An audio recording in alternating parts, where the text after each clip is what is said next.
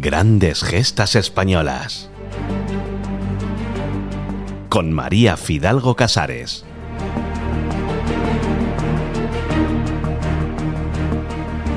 La historia de España está poblada de héroes anónimos o que permanecen en el olvido.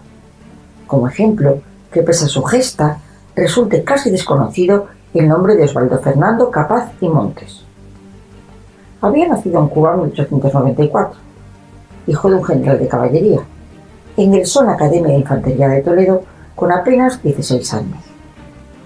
En 1913 fue destinado a África, donde desarrollaría su carrera militar en diferentes unidades del Protectorado español. Entre sus destinos, asumirá el mando de las tropas de la Policía Indígena, que era una fuerza militar que ejercía labores policiales, compuesta por mandos españoles y tropa indígena. Fue herido militarmente en 1920, durante la toma de Gorques, y aunque estaba muy grave, permaneció 2 días al mando de su unidad hasta que, casi sin fuerzas, fue trasladado al Hospital Militar de Tetuán. Sin darle el alta, partiría con 40 jinetes de la Mejala a auxiliar a una posición que había sido atacada. Ascendió a comandante por méritos de guerra cuando había participado en 23 hechos de armas.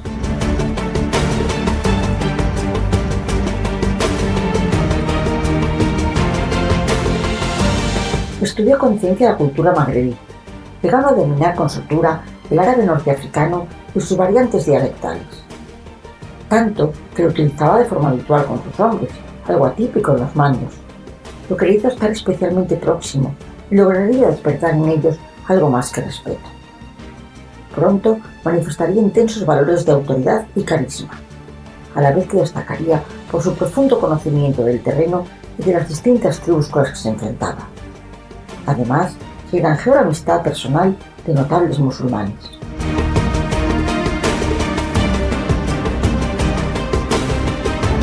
Su valentía y eficacia en el combate y su arrojo y serenidad en las acciones frente al enemigo redondearían una singular personalidad que fue reconocida por sus jefes. Ello le llevó a alcanzar un liderazgo moral por encima de las estrellas de su uniforme. Y tras formarse como piloto, asumió también el mando de las escuadrillas aéreas, con las que realizó vuelos de bombardeo y reconocimiento. Y dentro de sus brillantes actuaciones destaca la gesta incruenta de Gómara, en el verano de 1926. Tras el desembarco de Alhucemas, la derrota del sanguinario Abdelkrim, jefe de las tropas enemigas rifeñas, y su entrega a las autoridades francesas, la situación de Marruecos era favorable para España. Pero el protectorado seguía dividido. El oriente desde Melilla llegaba hasta la región de Gómara, y la parte occidental seguía sin ser ocupada completamente. Y los montes, a partir de Soaín, aún no dominados.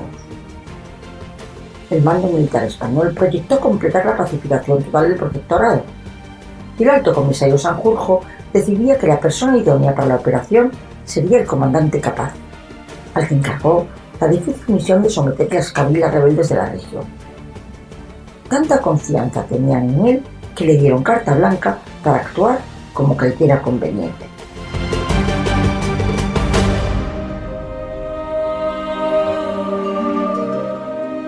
Se le asignaron 1000 hombres, servicios sanitarios y de intendencia, con transporte de mulas para actuar con gran rapidez. Debía ir habituallado, porque abastecerse sería imposible una vez comenzada la misión. Y apoyado por la Armada y la aviación española, salía de Punta Pescadores e iniciaba el Raid Capaz, una dura marcha de 1 mes por un territorio inhóspito y habitado por insurgentes. Capaz decidió apostar todo por la diplomacia y transmitió a sus hombres que evitaran tiros incontrolados y el respeto absoluto a los bienes, personas y religión de los indígenas. La apuesta fructiferó y con su poder de convicción y conocimiento de la idiosincrasia local fue sometiendo las cabilas una por una, en un total de 10. A la vez estabilizó la zona, nombrando autoridades indígenas de gran fiabilidad. Y como el desastre de Anual, la retaguardia armada, se convirtió en una trampa mortal para los españoles, decidió que cuando se produjera la sumisión de una cabila se le retirase el armamento. No podía dejar atrás ni un fusil, ni un solo cartucho que se volviera en su contra. Y así confiscaba casi 3.000 armas, entre fusiles de repetición, de un tiro, ametralladoras y cañones. Apenas había usado la fuerza, y todo se desarrolló de forma pacífica. Para concluir la misión, decidió tomar la ciudad santa de Schoen. Era complicado, pero a la vez imprescindible para la unión de los dos extremos del protectorado. Desde el mar, la Armada le prestó continuo apoyo, sobre todo con el cañonero Dato, cuya estación radiotelegráfica le conectaba con el mando. Mientras, la aviación seguía en todo momento su progresión. El mando había enviado importantes fuerzas, pero como avanzaban con lentitud, Capaz desconectó la radio para que no le prohibiesen lo que era una acción en exceso arriesgada, y avanzó hacia Schoen.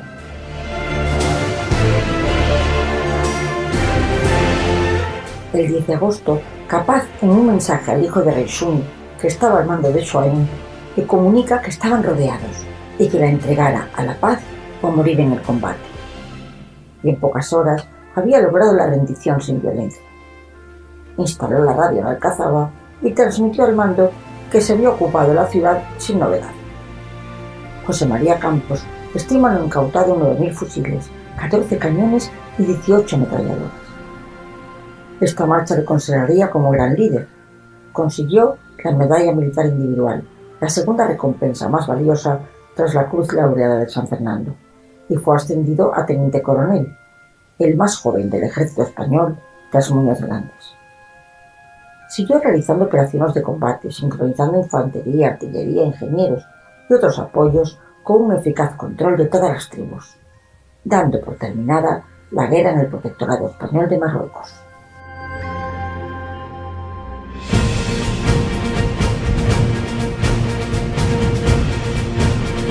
Se le designó entonces delegado de Asuntos Indígenas en Marruecos, y en 1929 es ascendido a coronel.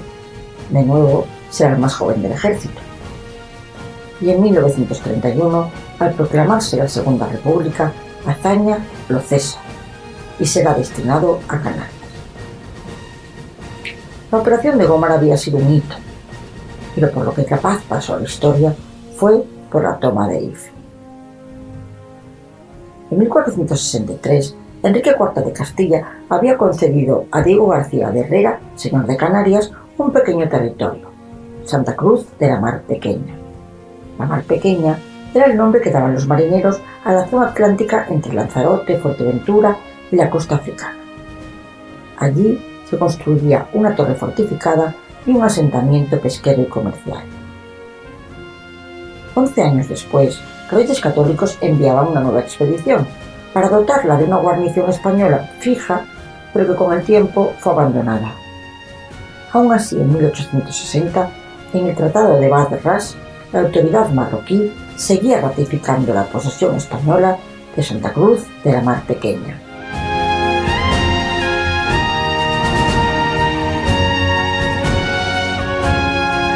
Durante la dictadura de Primo de Rivera hubo un proyecto inconcluso de retomar la ocupación, pero fue la Segunda República quien la afrontó en serio. Los franceses, al igual que con el Sáhara, amenazaron con invadirlo, argumentando que era refugio de tribus indígenas enemigas de Francia. Pero Azaña estaba convencido de que los franceses podrían buscar una salida al mar por nuestra costa del Sáhara, y que lo harían por las buenas si no estamos allí de veras. Rivera Chamorro llama la atención sobre el dato de que los franceses en el 34 aún no habían pacificado el protectorado, ya que suele argumentarse que España tardó mucho en hacerlo. Así pues, en Consejo de Ministros, Azaña aprobaba realizar un acto simbólico de ocupación. El 1 de agosto enviaba una expedición fallida, ya que ni siquiera desembarcó, y los 2 indígenas que habían enviado como emisarios fueron ejecutados. Al año siguiente, las nuevas elecciones, que darían el triunfo a la Cera de Gil Robles. El presidente de la República debía nombrarlo jefe de gobierno, pero nombra al liberal radical Alejandro Lerroux, que decide tomar posesión de Ife, y confiaron la misión a Capaz, por ser el militar con el perfil más adecuado por su prestigio y experiencia en el mando de unidades indígenas, y sobre todo por sus habilidades políticas y diplomáticas ya demostradas en la pacificación de Gómara. Lerroux, además, encarga al general Franco Bahamonde planificar la acción de desembarco y la posterior ocupación de la antigua Santa Cruz de la Mar Pequeña, un diseño que llevaría a la práctica Capaz.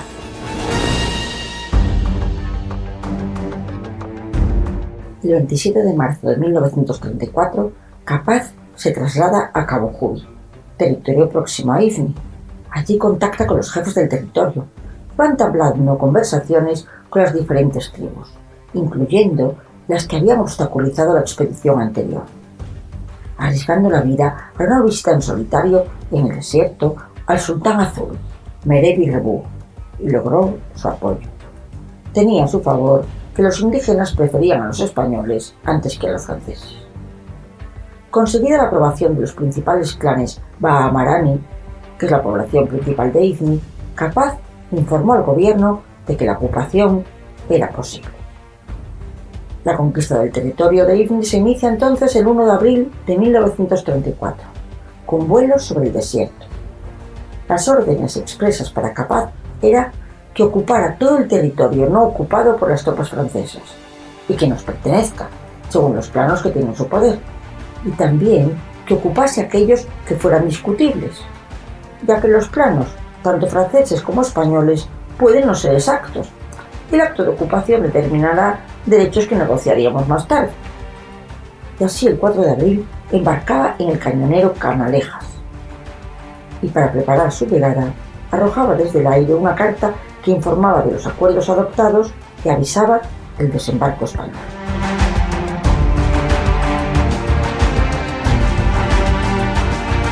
Dos días después desembarcaba en Amezogo, donde se fundaría Sidi Ifni. Esperaba el Caid Ahmed y los jefes de las distintas tribus. La posición española se formalizaba en el acto de fundación de la futura capital de la provincia, Sidi Ifni, con una exótica fiesta. Y tras ello, Capaz fue recorriendo todo el territorio, dirigiéndose a los notables. Lo hacía en árabe, explicándoles las intenciones del gobierno de España. En algunas zonas solo iba escoltado por 15 jinetes, pero consiguió en todas las tribus ratificar lo acordado, organizar y desarmar a las cabilas. Había concluido su misión y fue nombrado gobernador del territorio de Ifni, ampliado al Sáhara y Río de Oro. Se ha escrito que no disparó un solo tiro y que no hubo muertos, pero sí que hubo 7. 2 españoles al estrellarse un avión y 5 musulmanes al volcar un bote. Aquella victoria, alcanzada sin una gota de sangre, fue aplaudida por todo el Congreso de los Diputados, sobre todo por los canarios, y ascendió a general de brigada. Tenía 40 años. Se reconoció su gesta bautizando la punta en la costa de Gómara con el nombre de Puerto Capaz, y su hazaña tuvo repercusión internacional. Capaz iría dando forma a la capital Sidi Ifni, y en palabras de Lerroux, transformó aquel territorio yermo en un pedestal donde el derecho de España planta el mástil de su bandera, convirtiéndola en la capital del África Occidental española. Y con el apoyo absoluto de la Confederación de Tribus Aiwut-Marán, que lo poblaban, inició la delimitación del territorio, construcción de infraestructuras, un campo de aviación, pozos para conseguir agua dulce, hospital, puestos de policía, dispensarios médicos, escuelas, viviendas, reclutó policías indígenas y asistió a la llegada de los primeros pobladores españoles. La arquitectura de Sidi Ifni fue una mezcla de estilos, canario, andaluz, autóctono y art déco, y se le llamó la ciudad de las flores. La Segunda República irá dando decretos para organizar la zona, incluida la presencia de la Guardia Civil en Ifni o el batallón de tiradores de Ifni, que sería crucial en las columnas sublevadas de la Guerra Civil Española.